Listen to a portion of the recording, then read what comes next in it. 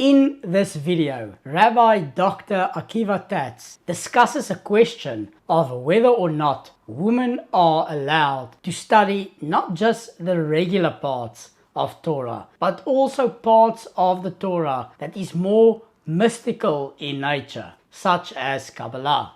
Rabbi Dr. Akiva Tatz is a medical doctor as well as a world-renowned speaker and author.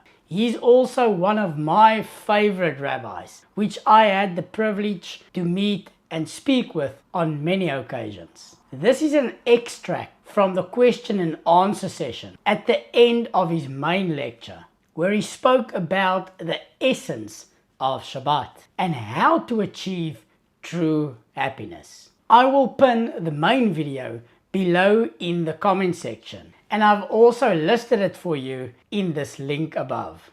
I will also be posting another video of Rabbi Dr. Akiva Tatz, where he speaks about how to deal with suffering. You can click on the subscribe button below to be notified when I do post that video. Traditionally, the man's domain is learning Lishma and the woman's is bringing it into practice. That's traditionally what it should be, and that's deeply meaningful. Because the man begins the pregnancy only, the woman brings it into reality. The man begins infinite potential and the woman makes it real. That's incidentally why when a child is conceived, the man gives seed by the billion and the woman gives only one egg. That's why the word for woman is aim, which means im. The father is av, just alaf bet, that's all. Just the beginning and then he's gone. But the mother is aim, that means up to her. She decides. Man is a billion hopeful wannabes. The woman decides exactly what it's going to be.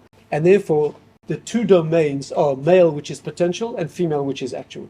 And therefore, it should appeal to a woman more. It should appeal, traditionally, to learn Torah that's practical. We call it Torah's Chesed. The Torah of Chesed means the Torah that changes the world. So that's wonderful, that's the way it should be. But there's also male in every female. And there should also be a practical in every male. And therefore, if you're moved by it, and you love learning Shema, that means you just love reveling in the spiritual wisdom. Do it by all means.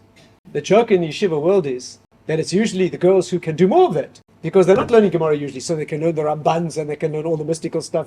The joke is when during a shidduch, usually, what do you talk about? Can't talk about Gemara, she doesn't know Gemara. So you start talking about the Ramban. He has no idea. Like the boy has no idea, she knows, he doesn't know. But why not? Women should learn Kabbalah, why not? The tradition is for a woman to learn Kabbalah, she'd learn only with a husband, or her father, or a woman.